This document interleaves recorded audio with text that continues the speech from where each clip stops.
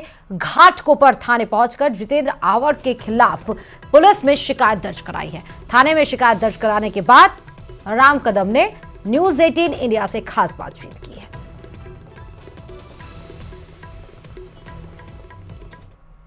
क्या कंप्लेंट की है सर आपने? ये आप क्या बताना चाहेंगे? देखिए कि ये कंप्लेंट की कॉपी है और यदि आप देखें तो श्रीमान आवाड़ जी ने जिस प्रकार से हमारी हिंदू धर्म के भावनाओं को आहत किया है, क्या लगा होगा हमारे संतों को, महंतों को, क्या लगा होगा हमारे साधुओं को, जिसकी आस्था श्रद्धा राम भक्त है, उनको क्या लगा होगा। मैं सवाल पूछना चाहता हूं श्रीमान शरद पवार जी से और आवाड़ जी से, मुझे पूरे देश में एक मंदिर दिखाए जिस मंदिर में भगवान को चढ़ने वाला भोग मांसाहार का चढ़ता है कोई मंदिर? यदि अपने घर में नवरात्रि का त्योहार हो या कोई धार्मिक विधि विधान हो, कोई पूजा अर्चना हो, तो उस दिन मांसाहार करने वाला व्यक्ति विशेष भी मांसाहार नहीं करता। यह सत्य है और यह सत्य उनको भली भांति पता है, पर जानबूझकर केवल और केवल किसी को खुश करने के लिए इस प्रकार से राम भक्तों की भावनाओं को आहत करना, इस प्रकार का बेहुदा बयान करना। अयोध्या में भव्य श्री राम मंदिर का निर्माण लगभग पूरा हो चुका है और आज से 18 दिन बाद मंदिर में रामलला की प्राण प्रतिष्ठा होनी है। लेकिन जैसे जैसे प्राण प्रतिष्ठा की तारीख नजदीक आ रही है, मामले में सियासत भी तेज होती जा रही है। कार्यक्रम को लेकर शुरू हुई सियासत बीजेपी के विरोध से होते हुए अब भगवान राम के विरोध तक पहुंच चुकी है। मंदिर विरोध की सियासत में कोई भी विरोधी दल पीछे रहने को तैयार नहीं है और हर कोई एक दूसरे से आगे निकलने की होड़ में है।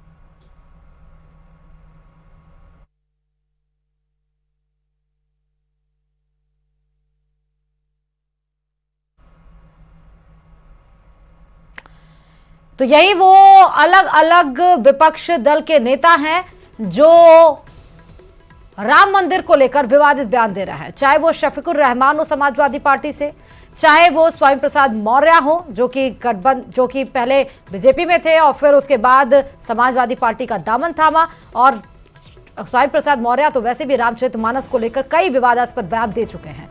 डीएमके के नेता हो स्टालिन या फिर बीके हरिप्रसाद हो, मतलब, और कांग्रेस, एनसीपी, शरद गुट के जितेंद्र आवाड़ जिनके ऊपर अभी अभी राम कदम ने एफआईआर दर्ज कराई है, तो तमाम वो विपक्षी नेता जो विपक्ष की भूमिका में रहते हुए लेकिन इस तरह के बयान दे गए राम मंदिर पे या फिर प्राण प्रतिष्ठा को लेकर, जो लोगों को भी रास नहीं आ रहा और इसको लेकर बीजेपी भी अब हमलावर दिखाई नजर आ रही है। वहीं अगर हम बात कर ले तो अयोध्या राम जन्मभूमि के मुख्य पुजारी आचार्य सत्येंद्र दास ने जितेंद्र आवाड़ के विवादित बयान पर कहा है, एनसीपी के नेता जो बोल रहे हैं वो बिल्कुल गलत है। किसी भी शास्त्र में ऐसा नहीं लिखा है कि भगवान जब वनवास के लिए गए थे तो उन्होंने मांस खाया था। सभी जगह लिखा है कि उन्होंने कंद मूल फल खाए। शास्त्र ही प्रमाण है और ये विचार निंदनीय है। देखिए, मस्जिद छीनी नहीं गई, वो विवादित ढांचा रहा और उसी पर मंदिर को तोड़ के मस्जिद बनाई गई थी, जब बाबरी मस्जिद के नाम कही जाती थी। ऐसे दशा वो जो वैसी बोल रहे हैं वो सब झूठ बोल रहे हैं। रामलला की वहाँ मंदिर था, उसकी खुदाई हुई, उसका प्रमाण कोर्ट में गया। कोर्ट ने जब सारी स्थिति को देखा तब उसके बाद विराजमान रामलला के पक्ष में कोर्ट ने आदेश दे दिया है। यहाँ ज़बरदस्ती करना होता तो हिंदू बाहुल्य क्षेत्र है और हिंदू उसको ज़बरदस्ती ले लेते, लेकिन नहीं, उसको कानूनन लिया गया। कानून जब देखा कि हाँ यहाँ मंदिर था, मंदिर को तोड़ के मस्जिद बनी, इसलिए इसको किया गया। वो जवानों को भड़का रहे हैं, भड़काते रहें। वो जवान कुछ ऐसे हैं जो जैसे काल के गाल में जाने के लिए उनको उत्तेजित करेंगे, यहाँ जो आएंगे और किसी प्रकार की क्षति पहुंचाने की कोशिश की है राम मंदिर को, तो उनको श्मशान में जाना पड़ेगा, उनको कब्र में जाना पड़ेगा। वो कोई भी जीवित नहीं बचेंगे। और इसका उदाहरण पहले से है। यहाँ 5 ऐसे आतंकवादी आए थे जो यहीं हमारे जवानों ने उनको ढेर कर दिया और उनको कब्रिस्तान पहुंचा दिया। इसीलिए कोई भी अब राम मंदिर के विषय में यदि विरोध में सोचता है और यहाँ आने का साहस करता है तो वो यहाँ नहीं आएगा, वो सीधे कब्रिस्तान में जाएगा। इसलिए ओवैसी जी आप समझ लें, इस प्रकार के जवानों को न भड़कावें और जवानों को भड़का करके उनको काल के गाल में न छोड़ें। और वहीं राम मंदिर को लेकर राजस्थान के पूर्व मुख्यमंत्री अशोक गहलोत का भी बयान सामने आया है। उन्होंने कहा है कि राम मंदिर पर चुनाव जीतने के लिए राजनीति हो रही है। काम उनका होना चाहिए। जिस रूप में एनडीए गवर्नमेंट ने, सरकार ने खुद ने, प्रधानमंत्री जी का विशेष इसमें रुचि, योगी महाराज की रुचि लेना एक बात है। मैं मुख्यमंत्री हूं, कोई मंदिर बनता, कोई धार्मिक स्थल बनता तो सरकार उसमें सहयोग कर सकती है एक लिमिट तक। असली काम होता है उस कमेटी का जो निर्माण करवाती है, धार्मिक कमेटी होती है, उसका काम होता है। अभी इतना कब्जा करके बैठ गए उसके ऊपर, पूरी राजनीति बालाकोट की तरह भी राजनीति हो रही है राम मंदिर पे चुनाव जीतने के लिए। और अयोध्या पवार ने अपने बयान पर माफी मांग ली है। भगवान राम पर दिए विवादास्पद बयान पर माफी मांग ली है जितेंद्र आव्हाड ने। मेरे बयान ने लोगों की भावनाएं आहत की है, ये कहा गया है माफी मांगते हुए जितेंद्र आव्हाड की तरफ से। बता दें एनसीपी के नेता हैं जितेंद्र आव्हाड, जहां पर उन्होंने भगवान राम पर एक विवादास्पद बयान दिया था, जिसके बाद से हिंदू या फिर जो धर्मगुरु हैं वो आहत थे। और मैं खेद व्यक्त करता हूं, हम भी अयोध्या जाने वाले हैं। तो माफी मांग ली गई है आखिरकार जितेंद्र आव्हाड से। इस वक्त की सबसे बड़ी खबर आपको बता रहे हैं। उन्होंने साफ तौर पर कहा कि मेरे बयान ने लोगों की भावनाओं को आहत किया है। मैं खेद व्यक्त करता हूं, प्रकट करता हूं, हम भी अयोध्या जाने वाले हैं। उस भूमिका के बारे में बता रहा हूं कि मैंने कोई खुद की भूमिका घर से नहीं लाई थी। ये वाल्मीकि रामायण में जो लिखा है,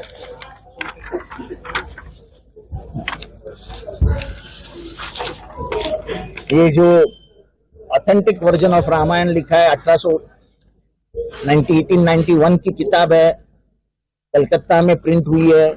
कुछ आईआईटी कानपुर में इसके ऊपर बड़ा काम किया है और ये सब मैं जनता के सामने आपके माध्यम से रख रहा हूं। ये तो मैंने नहीं किया। 1891 में जो लिखा वो वाल्मीकि रामायण का कथन किया है, वो तो मैंने नहीं किया। कुछ लोग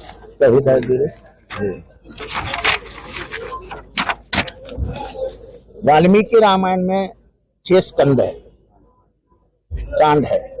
बालाकांड, अयोध्या कांड, अरण्य कांड, किष्किंधा कांड, सुंदर कांड और युद्ध कांड।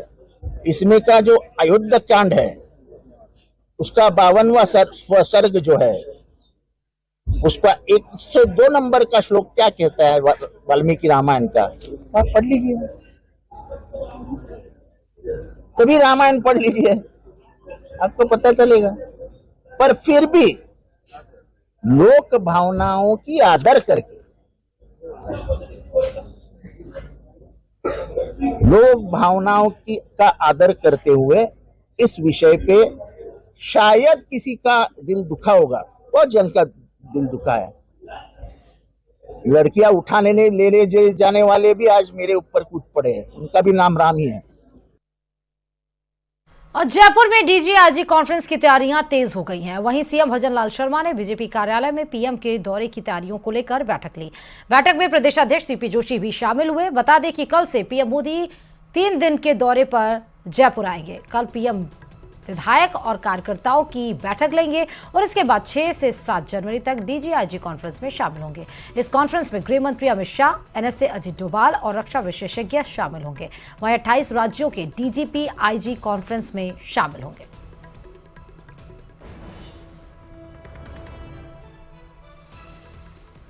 आदरणीय प्रधानमंत्री जी अपने बहुमूल्य समय में से समय निकालकर सभी कार्यकर्ताओं के आग्रह पर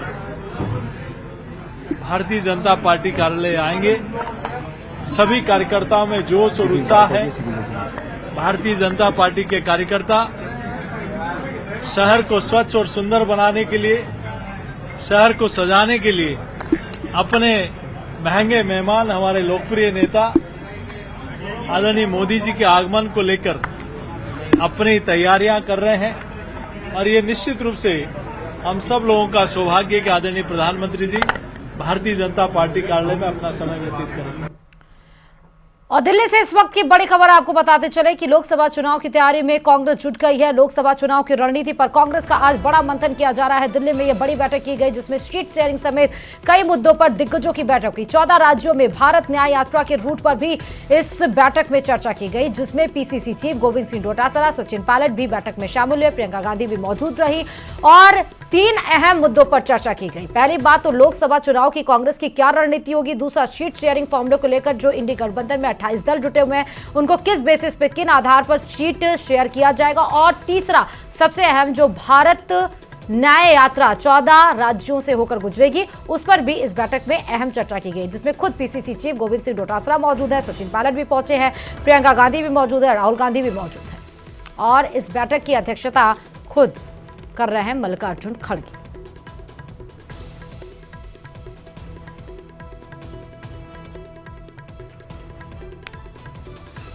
तो दिल्ली से इस वक्त की बड़ी खबर, कांग्रेस अब एक्टिव मोड में नजर आ रही है। लोकसभा चुनाव की रणनीति पर चर्चा की जाएगी। 14 राज्यों से भारत न्याय यात्रा होकर जो कांग्रेस की गुजरेगी, कैसे क्या होगा, कैसे इन्फ्लुएंस किया जाएगा, इन सब मुद्दों को लेकर दिल्ली में कांग्रेस में बड़ी बैठक बुलाई गई है। और इसी के साथ ही दिल्ली से एक और बड़ी खबर आ रही है। मुख्यमंत्री अरविंद केजरीवाल ने ईडी के समन को गैर कानून बताते हुए पूछताछ के बहाने गिरफ्तारी की साजिश रचने का आरोप लगाया है। केजरीवाल ने चुनाव से पहले ईडी के समन पर भी सवाल उठाए और अपनी सरकार पर घोटाले के एक भी मामले को सिरे से खारिज कर दिया है। बता दें कि कल ही ईडी ने नोटिस दिया था, तीसरी बार ये नोटिस दिया गया है जब पेश नहीं हुए, और अब ईडी के नोटिस पे ना पेश होने पर साफ तौर पर कह दिया कि वो खारिज है और मुझे गिरफ्तार करने की पूरी साजिश रची जा रही है। पिछले 2 साल से ये शब्द आपने कई बार सुना होगा। 2 साल से बीजेपी की सारी एजेंसीज कई रेड मार चुकी हैं, कई लोगों को गिरफ्तार कर चुकी हैं, लेकिन अभी तक एक भी पैसे का हेरफेर कहीं नहीं मिला, कहीं से एक भी पैसा नहीं मिला। अगर भ्रष्टाचार वाकई हुआ है तो इतने करोड़ों रुपए गए कहाँ? क्या सारा पैसा हवा में गायब हो गया? सच्चाई ये है कि किसी तरह का कोई भ्रष्टाचार हुआ ही नहीं। अगर होता तो पैसा भी मिलता। अब बीजेपी मुझे गिरफ्तार करना चाहती है। मेरी सबसे बड़ी संपत्ति, मेरी सबसे बड़ी ताकत मेरी ईमानदारी है। झूठे आरोप लगा के, फर्जी सम्मन भेज के ये मुझे बदनाम करना चाहते हैं, मेरी ईमानदारी पे चोट करना चाहते हैं। इन्होंने मुझे सम्मन भेजे हैं। मेरे वकीलों ने मुझे बताया कि ये सम्मन गैर कानूनी है। क्यों गैर कानूनी है? ये मैंने इनको विस्तार से लिख के भेजा है। मैंने बताया है कि उनके सम्मन कैसे गैर कानूनी है, लेकिन उन्होंने मेरी एक भी बात का जवाब नहीं दिया। इसका मतलब उनके पास मेरी बातों का जवाब नहीं है। इसका मतलब वे भी मानते हैं कि उनका नोटिस गैर कानूनी है।